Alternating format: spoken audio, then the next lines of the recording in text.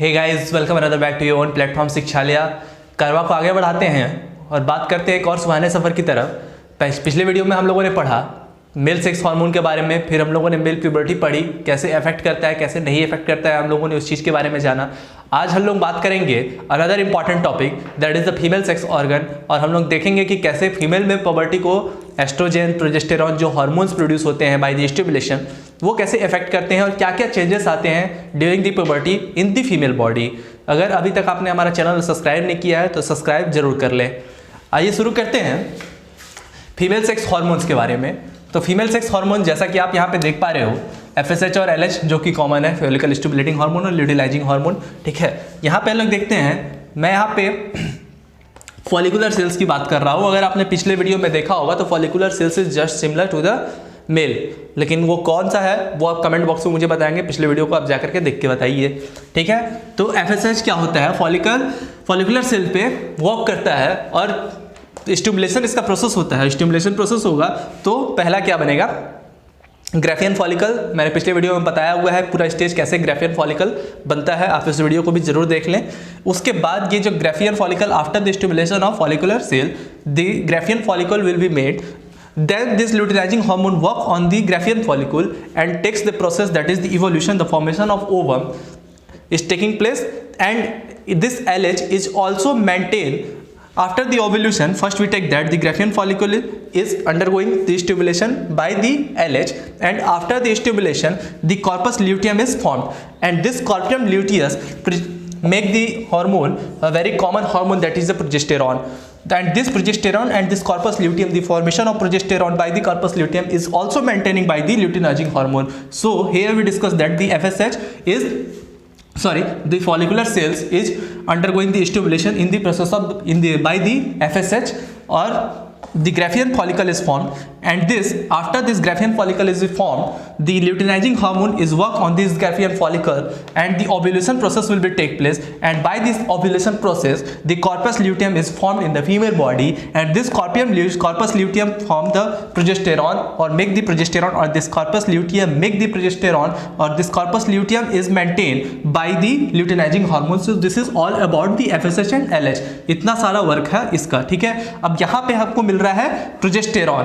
अब हम लोग देखते हैं फॉलिकल स्टिमुलेटिंग हार्मोन, जो फॉलिकुलर सेल है वो एक और हार्मोन बना रहा है by the stimulation process, that is oestrogen और प्रोजेस्टेरॉन। यही जो मेन हार्मोन होते हैं वो पुबर्टी को अफेक्ट करते हैं, और फीमेल सेक्स हार्मोन में सब कुछ इनका ही रोल होता है, एस्ट्रोजन और प्रोजेस्टेरॉन का। अब हम लोग देखते हैं कि इसकी वजह से एस्ट्रोजन फॉर्मेशन हो गया, प्रोजेस्टेरॉन का फॉर्मेशन हो गया। अब हम लोग देखते हैं कि इसका फॉर्मेशन होने के बाद फीमेल बॉडी में क्या क्या चेंजेस आ सकते हैं during the change of puberty. हम लोग बात करते हैं, पहले इसकी एज की बात करेंगे। तो the age is 11 to 14 years. Sometimes कभी कभी फीमेल बॉडी में ऐसा भी होता है कि जो ये एज आप देख रहे हो 11, उसको उससे पहले भी स्टार्ट हो जाती है पुबर्टी के, आपको साइंस दिखने लग जाते हैं।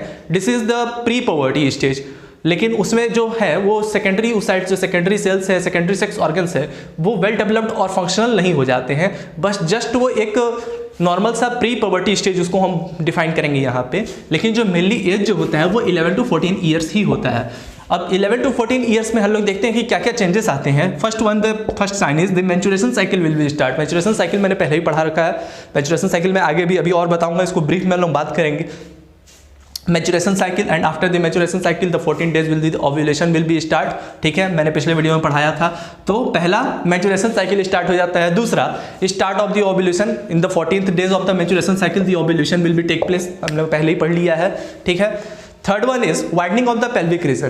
पेल्विक रीजन जो होता है आपके इस एरिया का जो रीजन है वो पेल्विक रीजन होता है। पेल्विक रीजन जो होता है वही आपका वाइड हो जाता है। वाइड क्यों होगा? पेल्विक रीजन का वाइड होने का बहुत बड़ा कारण ये होता है कि जब फीमेल बॉडी का ग्रोथ होना स्टार्ट होता है, सेकेंडरी सेक्स ऑर्गन्स जब फंक्शनल में आने लग जाते हैं, तो जो यूटेरस है, यूटेरस का प्रॉपर रिलैक्सेशन और प्रॉपर एक्सट्रैक्शन करने के लिए जो पेल्विक रीजन है उसका ब्रॉड होना काफ़ी जरूरी है। अगर ये ब्रॉड नहीं होगा तो यूटेरस में जो इम्प्लांटेशन होता है वो ठीक तरीके से नहीं हो पाएगा, और बहुत सारे ऐसे मेडिकल कंडीशंस आते हैं जो कि इम्प्लांटेशन जो है वो सही तरीके से यूटेरस में नहीं हो पाता है due to this of the region, क्योंकि उनका जो पेल्विक रीजन है वो उतना सपोर्ट नहीं दे पाता है कि वो बेबी कंज्यूम कर पाए female mother body.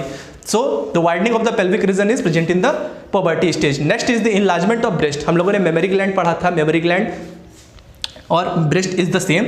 Enlargement of breast start हो जाता है, लेकिन प्रोजेस्टेरॉन का फॉर्मेशन तभी होता है ड्यूरिंग द प्रेगनेंसी। प्रोजेस्टेरॉन का फॉर्मेशन पहले नहीं होता है, एस्ट्रोजन के फॉर्मेशन की वजह से ये इनलार्जमेंट ऑफ ब्रेस्ट होना स्टार्ट हो जाता है, मेमोरी ग्लैंड्स का बढ़ना स्टार्ट हो जाता है। Next one is the deposition of fat in the thigh and hip region. यहाँ पे फिर हम लोग यही बात करेंगे कि डिपोजिशन ऑफ फैट जो होता है वो काफी इंपॉर्टेंट चीज होती है in the thigh and the hip region in the female mother body, क्योंकि अगर डिपोजिशन ऑफ फैट अगर नहीं होगा तो यूटेरस में जो बेबी इम्प्लांटेशन होगा after the insemination process, after the fertilisation, the baby will be implant after the parturition process. The parturition मतलब जब रीजन आएगा तो उसमें अगर डिपोजिशन, बहुत सारे फीमेल मदर लेडीज जो होते हैं वो अपने बेबी को कंज्यूम नहीं कर पाते हैं ड्यू टू दिस रीजन, क्योंकि जो उनका पेल्विक रीजन होता है और जो थाई और हिप पे जो फैट अगर नहीं स्टोर है तो वो अपनी बेबी को कंज्यूम नहीं कर पाते हैं, और उस वजह से जो इम्प्लांटेशन है वो सही तरीके से हो नहीं पाता है, अटैच नहीं हो पाता है यूटेरस से। So this is all about the very important condition of the poverty. So this is all about the female sex hormone. हम लोगों ने क्या पढ़ा, एफएसएच के बारे में पढ़ा, एलएच के बारे में पढ़ा, स्टिमुलेशन प्रोसेस देखा, प्रोजेस्टेरॉन और एस्ट्रोजन का फॉर्मेशन देखा, और इसकी वजह से क्या क्या फॉर्मेशंस यहाँ पे पवर्टी में चेंजेस होते हैं after this formation of oestrogen and progesterone, ये हम लोगों ने पूरा पढ़ लिया। So this is all complete about the male sex hormone and a female sex hormone. आगे हम लोग और बात करेंगे, अब हम लोग स्टेजेस की बात करेंगे, कैसे जो स्टेजेस हैं सेक्सुअल हार्मोन की हम लोग उसको बात करेंगे one by one. If you like the video please like, share, subscribe the channel. Thank you so much.